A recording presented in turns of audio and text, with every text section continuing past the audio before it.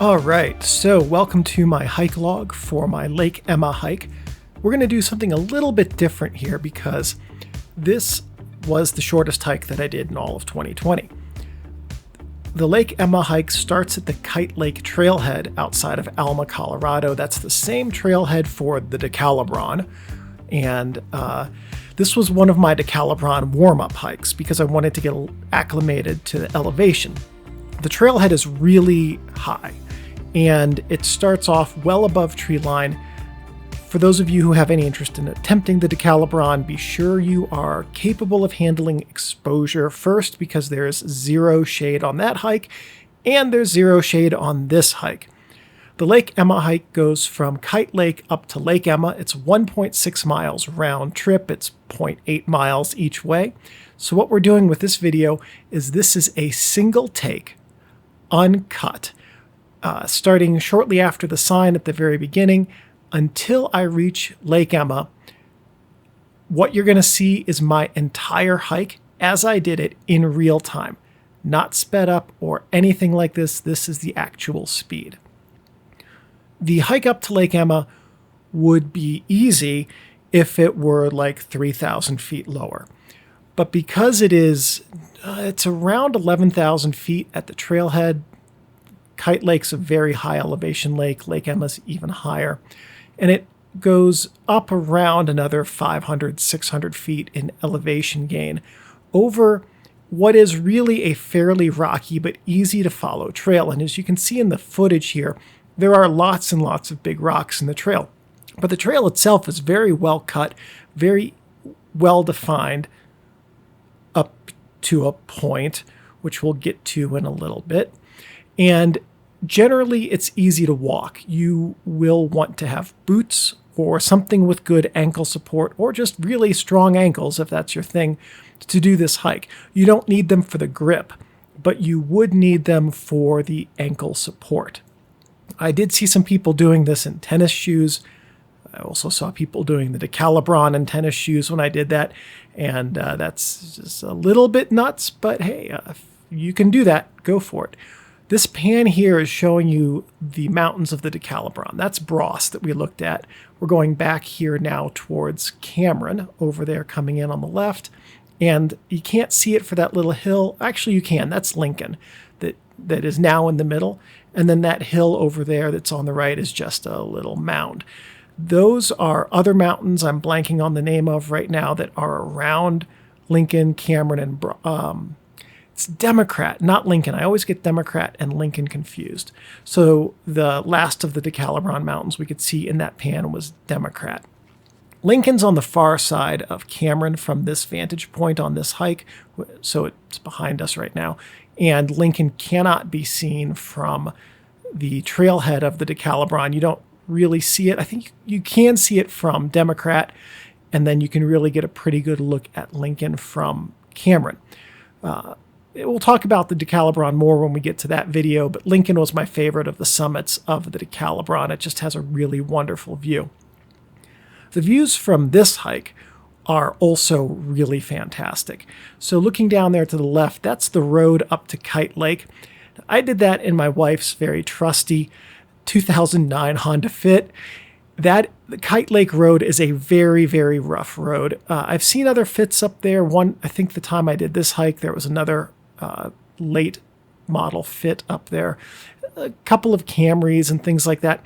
It is decidedly possible to do in a low clearance two-wheel drive vehicle if you have no regard whatsoever for your vehicle's long-term health or maintenance costs, because that is a really, really hard road. And taking it at 28 to 35 miles an hour on a Honda Fit is kind of hard on the car. Just going to leave that there. At any rate, what makes the Kite Lake Road hard is that it's a dirt road from Alma up here, which is some good number of miles. By and large, it's fine. It's fairly well graded until you get to the active mine that's just a little bit before Bross. And then the last mile and a half up some switchbacks, maybe 2 miles, is heavily, heavily pitted and has some very significant potholes, but more importantly, has very large boulders just jutting out of the road. And hitting those is a really good way to take off your car's oil pan or put a really nice hole into your tires. And if you are doing that, then you're driving back on that road with a donut, unless you have a full-size spare. And that's going to make it even harder to navigate those significantly deep potholes and very large boulders. There's also the issue that roads like this one going up to Kite Lake have a pretty good gravel layer on the top of them, which really doesn't do your traction any good whatsoever. So on the days that I have taken that, which I've been up to Kite Lake 4 or 5 times now, generally am weaving the fit from flat area to flat area, just going through the 2 lanes of the dirt road like I own the entire thing. That's the only way to do it with a low clearance vehicle. And always there are people up there with lifted all-wheel drive or 4-wheel drive trucks and Jeeps. And I get some looks from that crowd when I roll up in my Honda Fit and get to the parking lot at Kite Lake. And there are some people who just look like they don't believe I actually just did that. So at any rate, back to the hike itself. The elevation gain on the Lake Emma hike is pretty gentle until we get a little bit closer to the end. And right now we're 7 minutes into it. So I think it took me 25 minutes to get up to Lake Emma, give or take, which is a fairly slow pace in general, but taking the elevation and gain into consideration, this hike I moved at a pretty good clip. The views from up here are spectacular, and the Kite Lake trailhead has camping.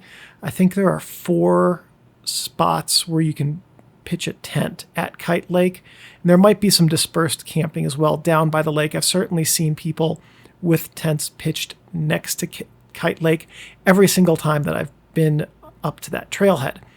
And it's a popular place to go to either car camp or tent camp to start the Decalibron at like 4 a.m.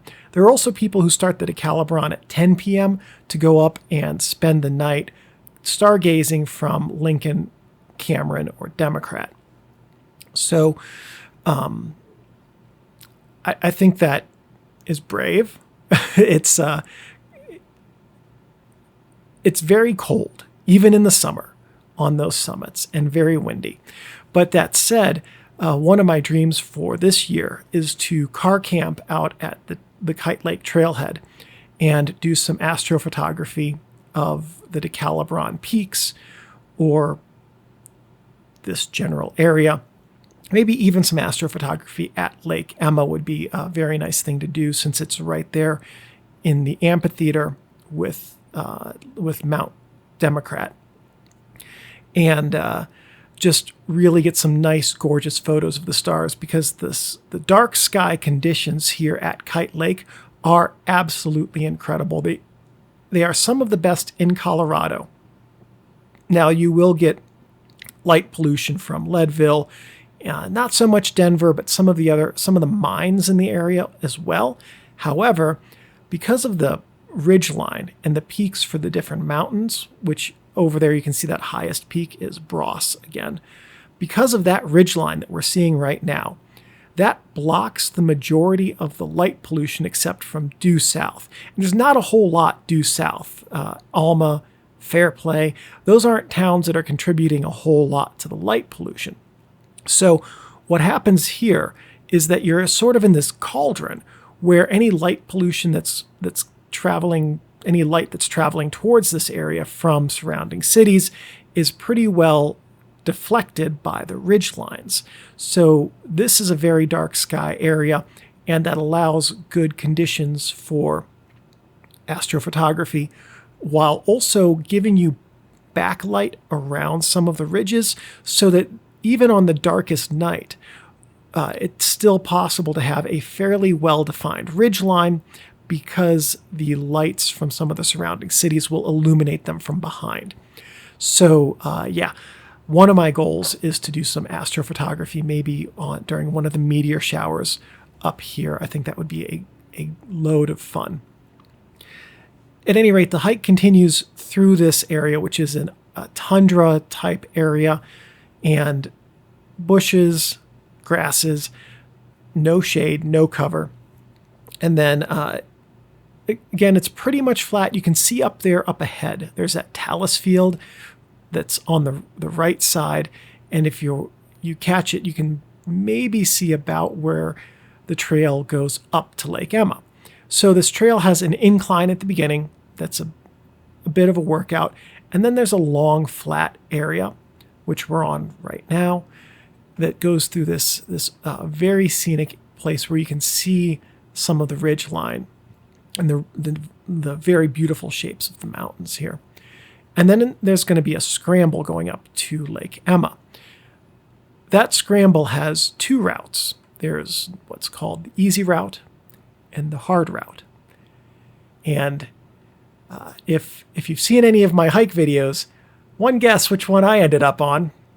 So I made a point to memorize the directions. When you get up to the creek, the water that's coming out of Lake Emma, it flows down the spillway.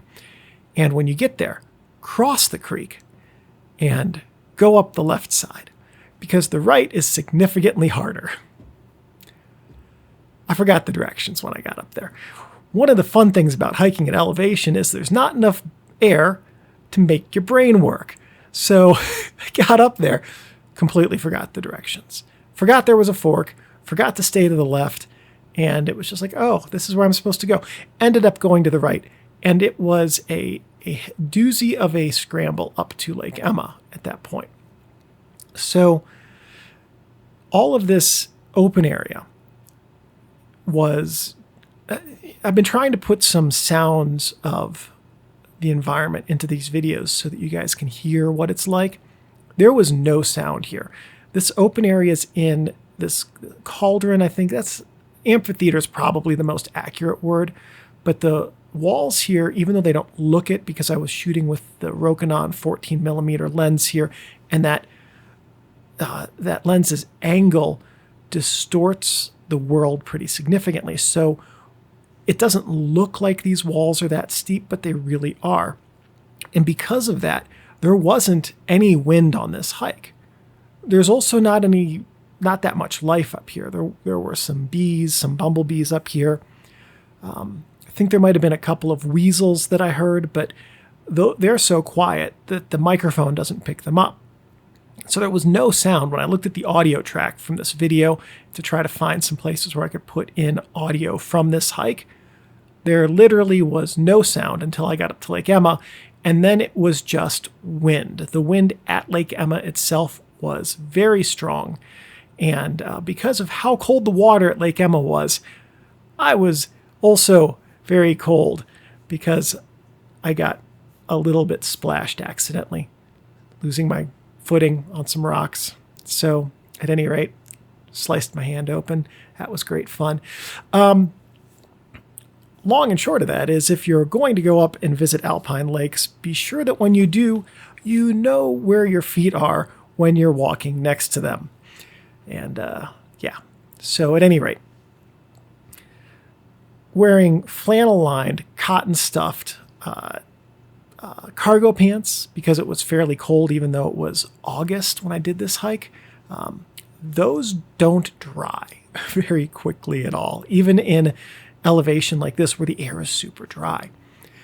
So this is where the trail starts picking up and starts getting some elevation gain again. We're 14 minutes into the hike here, so we're roughly just shy of 2/3 of the way through. And the trail itself, this is where it starts to get a little bit tricky. Yes, there are rocks and things like that earlier, but the something about the trail here, even though it looks fairly easy, just started getting harder to walk. And it could have been the elevation, because at this point we would have been, I think I was around 12,000 at this point. But also the rock field got rockier here and there was less dirt on the trail. So when hiking, a tip for hiking trails like this is, if possible, step from rock to rock.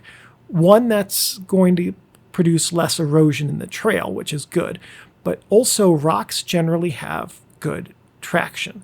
So if you're climbing at an elevation gain and you are climbing up gravel, you're more likely to slip and lose your footing than if you can step on rocks, which are basically like small steps. And so that's what I was trying to do here. Even though it looks pretty flat here, there's still some elevation gain. So stepping from rock to rock was helpful. For those of you who enjoy outdoor photography, personally, alpine lakes are my favorite thing to photograph. Unless the lake is really hideously ugly, it's hard to not get at least one good photo at an alpine lake. And there are a number of conditions that make them really good for photography. One of them is that they're generally very high in elevation. The second one is that they're generally very close to mountain peaks. Now, those two things combined mean that you can have very dramatic skies. Because they're so high in elevation, they're closer to the clouds. And I know it seems like big whoop, okay, but if you're at sea level versus an alpine lake, the alpine lake is 2 miles closer to the clouds than sea level. So it's sort of like if you are standing next to an interstate and a car passes you versus if you're standing a quarter mile away from the interstate and a car passes you. If you're right next to the interstate, that car is going to seem like it's going a whole lot faster because it's right next to you. So when you're at an alpine lake, you're much higher in elevation and the clouds are moving much more quickly.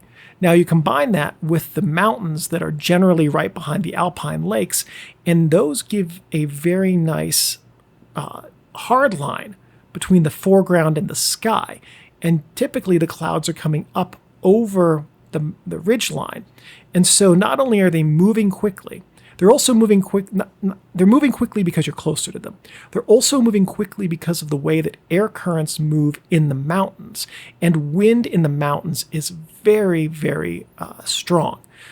When I hiked Mount Sherman in July of 2020, there were 60 mile per hour, 56 mile per hour winds on the summit that day. When I hiked the Decalibron, a couple of the peaks had no wind and a couple of them had 30 mile per hour winds. So up at these elevations, then the winds are very strong, so you're closer to the clouds and they're moving very fast, which means that if you do cloud trails photos, either with a nice dark neutral density filter, which is the preferred way to do it, or just by taking a ton of photos over the span of a few minutes with minimum shutter time in between to simulate a long exposure, you can create very dramatic skies with very interesting cloud movements. Now here is where I have gotten myself into the right side of the incline up to Lake Emma, which is the side I was not supposed to take. You can, it's just a harder ascent. The left side is significantly easier to ascend. So there's the creek, the spillway that I was supposed to cross to that path over on the other side of it. Coming down, I did take the correct path. But you guys get to see the hard path that I'm going to take up to Lake Emma. So I held the camera pretty low for balance. Because of the gimbal's self-leveling, I know it feels like this isn't that steep, but if you can see in some of these shots, my hand is out in front of me, and that is to help me balance as I leaned forward while hiking up these rocks. So it feels like this is, just looking at the video, like a 20-30 degree incline. It's not. It's substantially steeper than that. And it's also rocky, so there were a few places where I lost my footing a little bit. But this right here was a very, very steep part of the incline. This is not an easy hike, especially carrying a camera on a gimbal. That did me no favors whatsoever at this point in the hike. So if you're going to do this, definitely take the other side. This is the point where I looked across the creek and went, oh my goodness, I'm on the hard slope, and was debating whether or not I would double back and take the easy slope. And then I looked at the camera and said, you know what? I'm doing this for my subscribers. I'm doing this for the viewers. I'm going to finish the hard way up as soon as I catch my breath and stop hyperventilating because there's no oxygen here. So you can see up there those big rocks. That's basically the Lake Emma, the rocks that help contain Lake Emma. And only about 5 more minutes in this part of the video until we get to Lake Emma, and then I'll share some of my stills and a couple of sped up videos and things like that I took while I was up there, so you can kind of see what Lake Emma looks like. It is a very pretty lake. It's not the prettiest, it's not my favorite, but it was a whole lot of fun to hike up to it. So those waterfalls, they're coming from the spillway out of Lake Emma. After we get up to Lake Emma, I'll show you photos that I took on the way back down that include the spillway and that cascade and those waterfalls and things like that, so you can see some of what that looked like. In terms of photo opportunities, Lake Emma is fantastic. It's a bit of a challenge due to its shape, which is kind of boomerang shaped, so there's no single good vantage point for it where you can really capture the entire shape of Lake Emma, and also the dramatic mountain ridges that are right behind it for Democrat, and the 13er that's to the south of Democrat that I'm blanking on the name of. But the water in Lake Emma is very clear. Can't quite see the bottom of it, but in some of the shallower pools, you can see the trout, the cutthroat trout that are swimming around. I wouldn't rate this as being a lake with good fishing potential, simply because the trout were all really small, candy bar sized. So really, if you wanted to go up there fishing, it would be small fish, catch and release, because there's just not enough to warrant eating those fish. They're just not big enough. So you can see the rocks there are darker than the surrounding, and that's from the water. And what happens is the water itself isn't staining the rocks, but it provides the moisture needed for bacteria to grow on the rocks, and those bacteria are dark and they stain the rocks. And if you've ever seen photos of a desert where you see a cliff face and it has these trailing dark lines coming down the cliff face, that's the same process in action there as here. And what's happening is it's desert stain or desert paint, it's called, I forget which, or maybe both things. And it gives contrast and tone to the rock faces. It also makes it really easy to see, if you're out hiking, where water sources are. So if you're ever doing a backcountry hike or you run out of water and you look out across something and you see a dark stain in a cliff face, there's the potential, at least, that there could be a location to refill your water if you have the tabs that make it not kill you, or a filter. So like a nice, very high-end ceramic filter that will take out the sediment and the bacteria. So there you can see the top of the spillway, which means we're almost to Lake Emma. And this was an incredibly steep part of the hike, which I think you might have been able to see by the fact that I had to keep a 3 points of contact stance going up this portion of the trail. When we get up here, then we're going to walk out here to the little creek, the spillway area, and then we'll be at Lake Emma. And it was very rewarding to be able to do this in one take. When I set out at this hike, I said, I'm going to see if I can do this 0.8 mile walk, given the elevation gain and the elevation that we're at, and see if I can do it in a short enough time to do it in one take. And with A7S2 that I use on these videos, that meant I had to do it in less than 29 minutes and 59 seconds. And I did. I think it was 25 minutes and 30 seconds, give or take, that it took me to get from the trailhead up to Lake Emma, which is that little body of water that you can see right now. Now, Lake Emma here, this is a shallow little pool that we're approaching on this side. And then there's a little peninsula there that sticks out into Lake Emma. The lake itself curves around to the other side. And the day that I was there, the other side was, even in August, still had a snowbank and ice. There wasn't ice on the water, but the snow was a pretty densely packed snow that was very ice-like. I had wanted to hike the full perimeter of Lake Emma, but because of that snowbank, I couldn't. I would have slid right off of it and into the lake, and I was already wet when I got over there and decided I did not want to do that. It's a very cold lake. So this is Lake Emma, panning from Mount Democrat, which was on the right side, over here along that ridge line, and me being pretty happy that I managed to make it in a single take. So let's take a look now at some of the stills that I took with the A7S II. Actually, the first shot we're going to take a look at was taken with the Olympus OM1 and 24mm f2.8 lens on Phantom A8 film. Everything else here was taken with the A7S II and a mixture of the Rokinon 14mm, Olympus 55mm f1.2, and the Olympus 28mm f2.8. Here's a nice pan shot of Lake Emma, and the wind was strong enough that that's what the mic was picking up, but down at the actual water level, it was just giving it nice ripples, so it wasn't like super strong wind. It wasn't putting a ton of energy into the water here. Later, half an hour after I took this footage, the wind had picked up and it was putting quite a bit of energy into the water. When you're out hiking mountains like this, and this is the far side of Lake Emma, by the way, you can see the snow over there.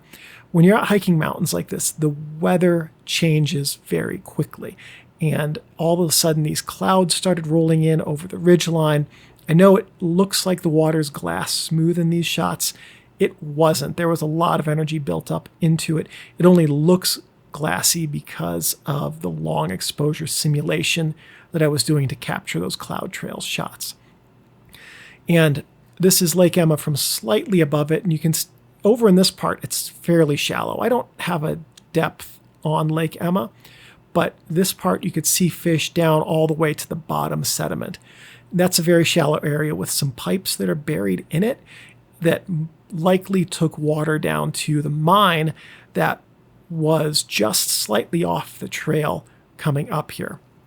And there was some sort of mine at it and building near Lake Emma here. I don't know the name of the mine. I could not find that. There were no records for it online that I could find that gave a name to it or what they were mining or how extensively they mined into the mountains here.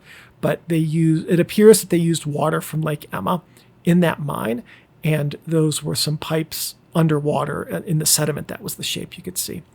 After I had lunch and left Lake Emma, I walked back down the way I was supposed to go and was able to get some shots of the spillway as I went and the water coming down from Lake Emma over the rocks on the spillway.